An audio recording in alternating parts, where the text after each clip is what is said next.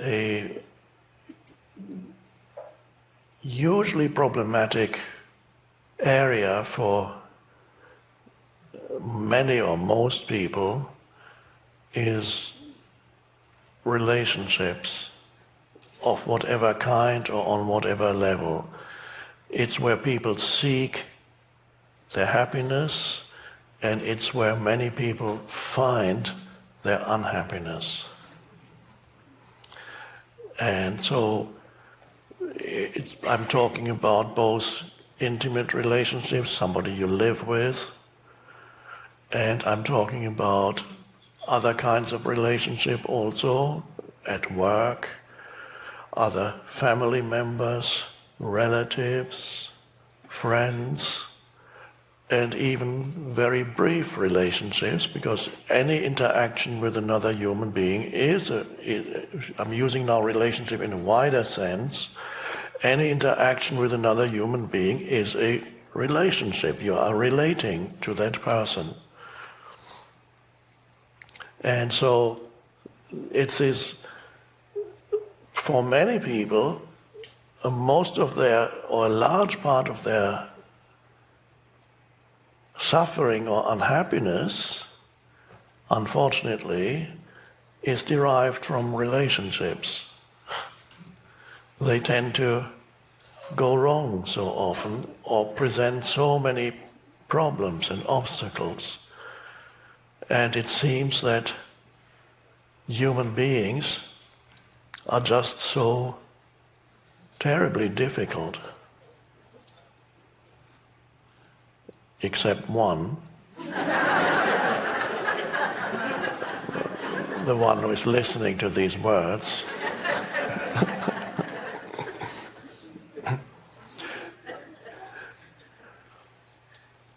You remember the statement, know thyself, famous words of wisdom. Knowing yourself, there are two levels to knowing yourself.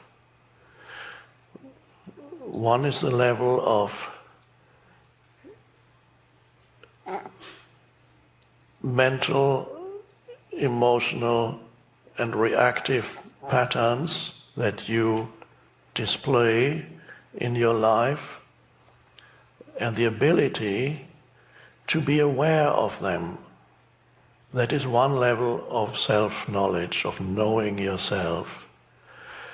That is the kind of thing that sometimes in good therapy sessions, if you have a good, aware therapist, can be helpful to become aware of that level in yourself so that you know what your predominant patterns are. Doesn't everybody know what their patterns? No. They are so identified with their patterns that there's no awareness left.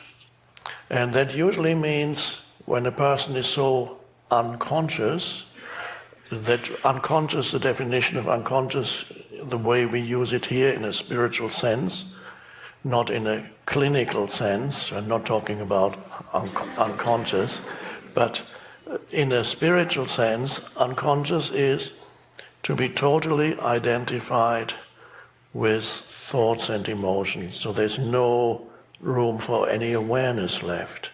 So you are in the grip of the thought, in the grip of the emotion, and often thoughts and emotions are linked, go together. They have you in their grip so that they basically, you are them, you are the emotion. And those people who are so unconscious, there are still millions around, you might have noticed. Often they have a tendency of seeking always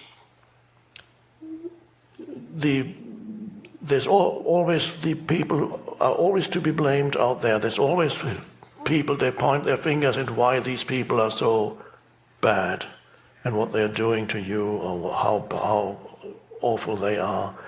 There's never looking at oneself. Jesus already had that statement. Why do you see what is the saying about the what? Yeah, you see a little splinter in the other person's eye, but you don't see the huge splinter that is in your eye. Very profound statement. So why don't you find that first, he says. So in other words, he says, know thyself. Be aware of your own patterns. And most people here have that awareness, but perhaps not all the time. For many of you, when you are challenged in a particular way, in particular situations, you may lose awareness and regress to total identification with some reactive pattern. And it could be the pain body. As you know, the pain body is old accumulated emotion that still I regard it as an almost autonomous entity that lives in you. It's a way of looking at it, but there's a lot of truth to this. There's an emotional field that lives in you almost as an entity, one could say. That sounds slightly spooky, but one could say that even a thought is an entity. When you think a thought, it is an energy formation. It is a little being that you give birth to. So it has a life. It depends for its life. It depends on you, on your life. But it is a little entity, and so in some forms of either deep unconsciousness or when mental illness, sometimes it can happen that the mind gets completely taken over by these little thought entities, and so you're totally occupied. Your mind is totally. Another word for occupied is, I won't say it, it sounds too spooky. So you're totally occupied by these thoughts, and they pretend to be you. So that is total lack of awareness.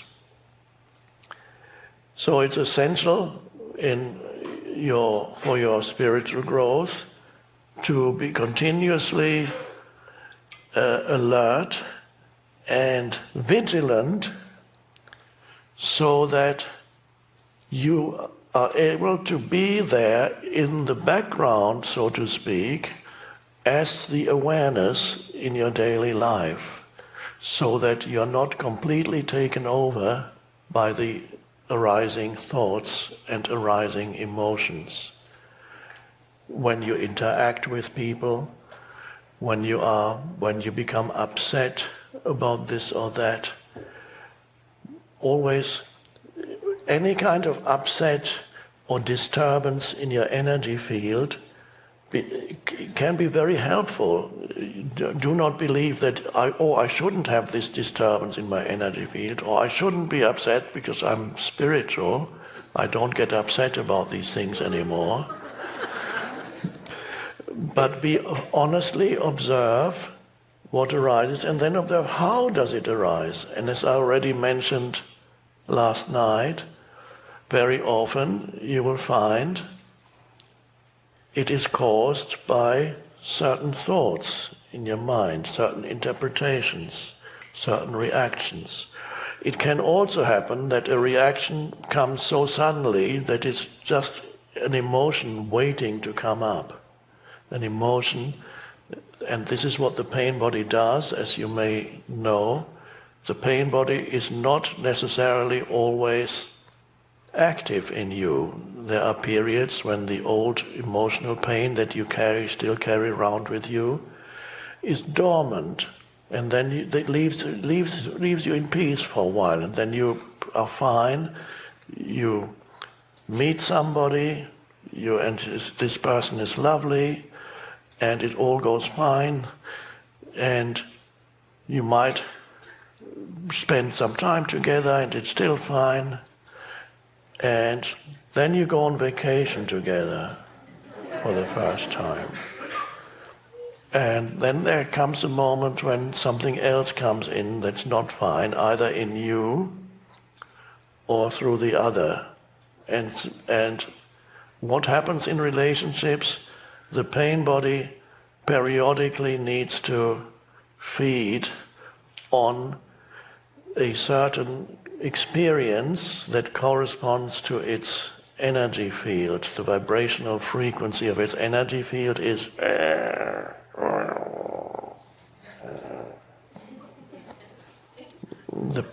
good external image of the pain body in, I think it's in Lord of the Rings, is this little being, I can't remember the name, goes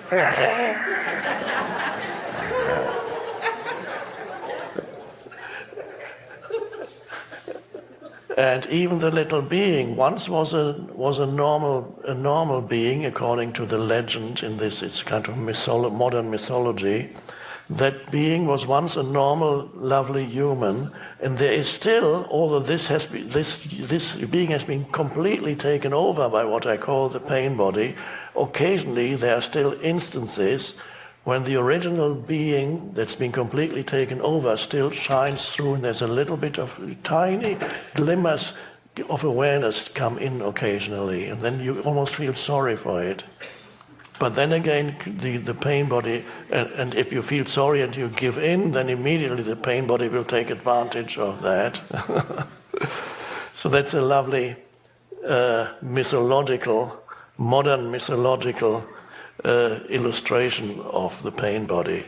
So to observe that in yourself, in relationships, how it periodically comes up either in your partner or in yourself, wanting some kind of drama, amplifying something little into something big because it wants to feed on your partner's reaction.